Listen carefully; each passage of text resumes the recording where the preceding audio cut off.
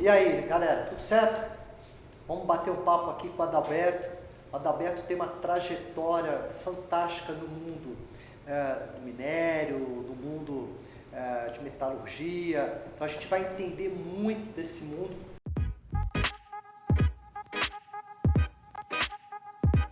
Cara, obrigado por você estar aqui com a gente. É um prazer. Mineirinho de Divinópolis, né? A gente não tem um pão de queijo aqui hoje, né? Mas falha grave. Foi uma falha da produção aí. Produção, mancada, hein? Obrigado por você estar aqui com a gente. Conta essa história aí, cara. Como é que você entrou no mundo do minério? Enfim, como é que foi isso, cara? Conta pra gente. Bom, eu me formei em engenharia metalúrgica em Ouro Preto, né? Tá. Eu dediquei a minha vida a trabalhar com metais não ferrosos. Por quê? Porque meus amigos todos da faculdade, eles estavam indo para a siderúrgica produzir aço, etc. Aí eu falei assim, ó, já que está todo mundo indo para lá produzir aço, do outro lado deve precisar de alguém, né? Que seja de mim. E daí eu dediquei a trabalhar com chumbo no primeiro momento, depois eu fui trabalhar com estanho, com nióbio, com tântalo, com vários metais daí. No primeiro momento foi bastante difícil, minha vida profissional ela começou num momento em que a economia do Brasil estava numa situação bastante difícil, né? A gente ainda tinha inflação, aquela mudança de moedas, né? Isso foi há quase 30 anos atrás. Estamos falando de que ano, né? mais ou menos isso? 92. 92. Nós estamos falando de 92. Eu, recém-formado, sem opções de emprego naquele momento, para mim, era para os meus colegas também, muitos optaram por mestrado, muitos optaram por outro ramo de negócio, né? Porque não tinha emprego para engenheiro. Eu resolvi ajudar a turma lá da minha região, lá de Divinópolis, né? Da turma de produção de ferro-gusa, a trabalhar melhor a produção deles. Eu me ofereci, né, mesmo sem experiência, recém-formado, mas sabendo que eles tinham ainda menos experiência do que eu, menos conhecimento técnico do que eu me ofereci a trabalhar horas, a trabalhar dias por mês, para melhorar o sistema de produção deles, melhorar a operação do dia a dia, né? E eu fui feliz com esse approach aí por um ano, até quando foi possível, né, daí a conquistar um primeiro emprego no Paraná. Por qual a razão você não, uma vez que você enxergou essa oportunidade de montar um negócio lá atrás e ofertar esse tipo de serviço, por que você não deu sequência nisso? Tem um ponto que me marcou muito, que eu carrego de cultura no Brasil, sabe? Na universidade no Brasil, ninguém te prepara para ser empreendedor. Na universidade, eles te ensinam a buscar um emprego. Perfeito. Eles te explicam, eles te ensinam a matéria, a teoria, a técnica, mas no final do seu curso, você vai perceber que para empreender, o seu conhecimento ainda é muito limitado. Então, você opta por buscar um emprego. Então, você sai já direcionado, já pensando dessa forma, sabe? Que é natural. Claro, claro. E aí, dali, você foi seguindo qual caminho? Bom, eu fui me dedicando à área de produção, primeiramente, né, no primeiro emprego meu, depois eu fui para a área de qualidade. Eu percebi que a visão do cliente era muito interessante, era importante para o negócio, né? No Brasil, naquela época, a gente estava começando a falar sobre qualidade, né? E eu me interessei pela área comercial, né? Com esse contato mais próximo do cliente, eu me interessei pela área comercial e mudei, né? Depois dessa primeira empresa, na segunda eu já entrei já como gerente de vendas. Trabalhei no mercado nacional, trabalhei aqui na América Latina, no final desse segundo emprego que eu tive. Eu daí fui trabalhar na Sumitomo Corporation, que é uma empresa japonesa, que daí minha visão de mundo, meus olhares se ampliaram, né? A Sumitomo tem operação no mundo inteiro, então eu tinha muito contato com Rússia, China, Índia. Aqui no Brasil eu era o canal, né, dos negócios em mineração e metalurgia. Fui muito feliz lá, a empresa me deu a oportunidade de aprender muito e de contribuir também, eu tinha muita autonomia de trabalho, né? Me apareceu a oportunidade de trabalhar na CBMM, que é a maior produtora de produtos de nióbio no mundo hoje. E um orgulho para o Brasil e para o engenheiro metalúrgico. É uma empresa de muita curiosidade, a gente gosta muito da história da CBMM. Então, trabalhar lá é um orgulho. Certo? Me ofereceram a oportunidade de trabalhar na China, no mercado chinês, para desenvolver o produto de nióbio. Né? Falei, tá bom, eu topo. Eu quero conhecer China. Chegou esse momento de falar, vai para a China. Como é que foi esse momento na tua vida? Foi uma situação. Estávamos eu e minha esposa com a nossa primeira filha e a primeira filha com 1 ano de idade. Uau! Né? E a opção foi, ela fica com a filha no Brasil e eu vou para a China. Eu fico indo e voltando periodicamente. E nós encaramos assim, a minha esposa me ajudou muito, me apoiou muito naquele momento. Igual eu estava dizendo, né? Naquele momento foi difícil, mas a gente estava percebendo que no futuro próximo a gente teria um ganho, teria um reconhecimento, teria uma situação melhor, né? Inclusive para a nossa filha. E aí, conta um pouco de curiosidade, você chegou lá na China, como é que foi essa adaptação lá? Chegando na China, né, o primeiro impacto que a gente tem é com a dimensão das coisas. Né? Aquilo que aqui no Brasil nós achamos muito, achamos grande, na China é relativamente pequeno. Né? É pouco, é pequeno. Eu era responsável por desenvolver mercado de produtos de nióbio na China. Fiquei nessa situação 2 anos. Então, o que eu tinha de maior tarefa, de atividade mais importante lá? Visitar o mercado, visitar os clientes, visitar a China, né, de cabo a rabo, levando conhecimento do nióbio para aquele povo. Né? Para quem não sabe, explica o que é o nióbio, só porque a gente ouve muito falar, né, mais recentemente isso cada vez mais está em evidência, mas até então era algo que a gente não conhecia. Né? O nióbio ele é um metal em que existem ocorrências desse metal no mundo inteiro, mas aonde ele é produzido é no Brasil e no Canadá, na maior parte. O Brasil tem 2 produtores, a CBMM é o maior produtor mundial e detém 75% do mercado mundial de produtos de nióbio. Temos um outro produtor no Brasil e tem um outro produtor no Canadá.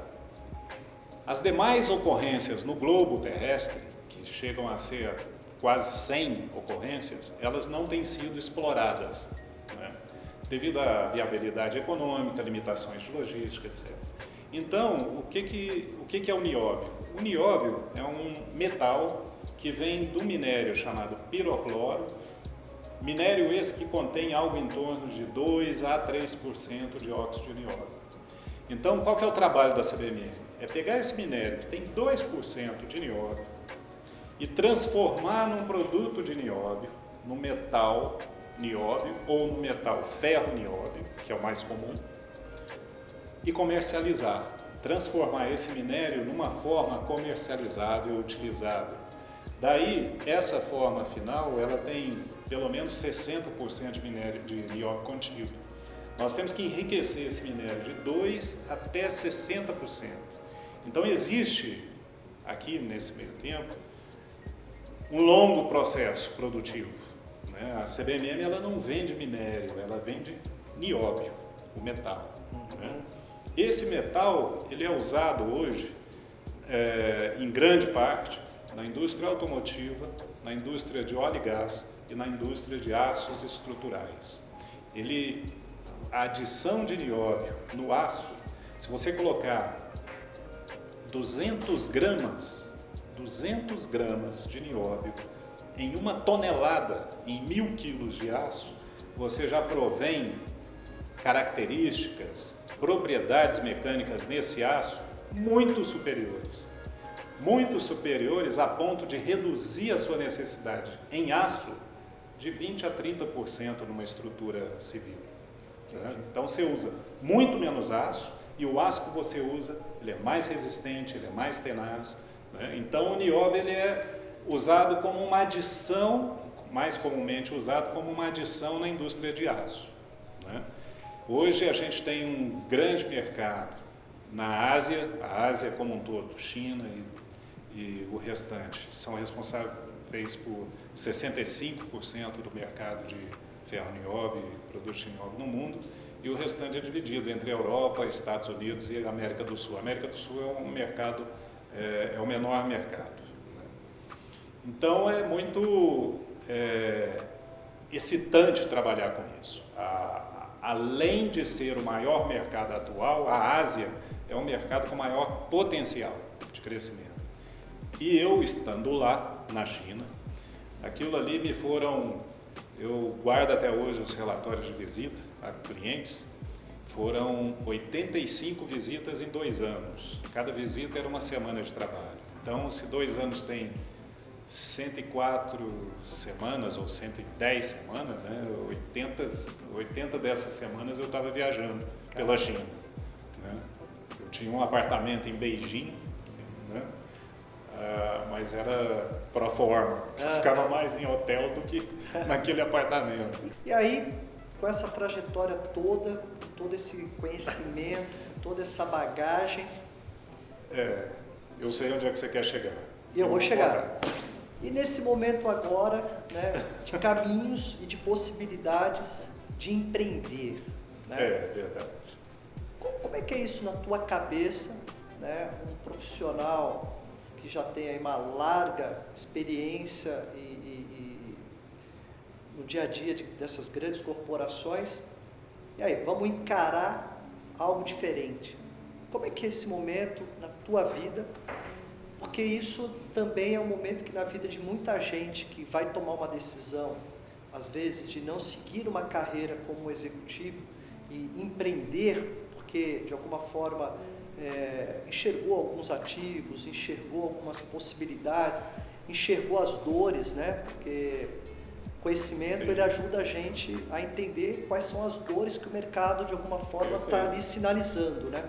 Perfeito. E aí, conta um pouquinho disso pra gente. Eu estou com 54 anos de idade, conforme a gente falou aqui, a gente vai viver até pelo menos a 100 anos, assim nós esperamos. O problema é o cabelo branco você não tem, então não vai dar para enganar bem. Então, nós temos ainda muito por vir e ver, né? Claro. Daí, com essa experiência toda que eu acumulei, trabalhando com marketing, comunicação, comercial, logística, eu acho que é muito cedo para eu pensar em aposentar, ou eu me acomodar, ou eu me dar por satisfeito. A gente tem hoje no mercado uma gama de possibilidades de novos negócios, novas formas de fazer negócio, né? Essas formas de fazer negócio, elas são tão importantes quanto o negócio em si, porque a forma, ela pode ser muito simples e o negócio ser muito feliz. Claro. Né? Não precisa ser uma corporação com os departamentos, com toda aquela estrutura para dar certo. Né? Claro. Você tem uma ideia simples e boa, vai dar certo. Né? Então, eu espero que nesse momento da minha vida, em que eu estou deixando a CBMM, né, para pensar, para colocar-me na situação de empreendedor, de pensar esse empreendedorismo, essa ideia casa com a vontade, sabe? Eu tenho uma ideia de como que o brasileiro pensa a parte comercial, eu tenho uma ideia de como esse mercado entende o marketing, a comunicação, como é que ela deve ser feita, né? A mídia social, que é tão simples para nós aqui dentro dessa sala, mas lá fora, né, ainda está muito longe do brasileiro, claro. Né, do negócio do brasileiro, da ideia desse brasileiro. Então, eu acho que a gente tem uma gama de possibilidades tão ampla. Né? Eu vejo, olhando a minha área, né, planejamento financeiro de cash flow, né? Fluxo de caixa, a parte de planejamento estratégico, como é que eu vou crescer o meu negócio, qual que vai ser a velocidade, o que eu preciso, aonde eu vou crescer, que produto que eu vou vender, como que eu vou evoluir esse produto ao longo do tempo, né? Todos esses pensamentos, eles são relegados a segundo plano muitas vezes, né? E essas empresas, talvez, elas tenham muito tempo para tocar uma rotina e muito pouco tempo para pensar mais estrategicamente o negócio. E isso faz falta, né? Isso faz falta, isso hoje é primordial, né? Numa startup. Você tem isso dia após dia, todo dia você está pensando em estratégia da empresa. Em negócios tradicionais, em negócios muito conservadores, é mais difícil trazer esse pensamento para dentro. Então a gente tem que trabalhar isso. Adalberto, e me fala uma coisa, cara, na sua visão, para aquela pessoa que está empreendendo, o que é importante e crucial para dar certo? Qual que é a ideia, né? O que a ideia traz de diferente, né? Essa diferenciação do seu negócio com os demais é sustentável? Qual que é a sua vantagem competitiva, né? Lá na CBMM, a vantagem competitiva nossa é a mina? Não, é a capacidade de produção. Perfeito. A planta. Perfeito. Né? Como que eu me seguro no nióbio para eu evitar concorrência? Eu sempre tenho a capacidade de produção suficiente para atender o mercado global, inteiro, inclusive o mercado dos meus clientes. E isso inibe novos entrantes. Perfeito. Essa é a minha teoria do meu negócio nióbio. Agora, o empreendedor, ele está trazendo uma coisa nova. Tá. Qual que é o ponto diferente? Qual que é a diferenciação que ele traz? E aquilo é sustentável, né? Esse ponto, ele é facilmente copiado, ele é facilmente superado, ele é facilmente disruptivo. Ele é disruptivo, né? Sustentável e disruptível. Eu acho que essa é a questão, sabe?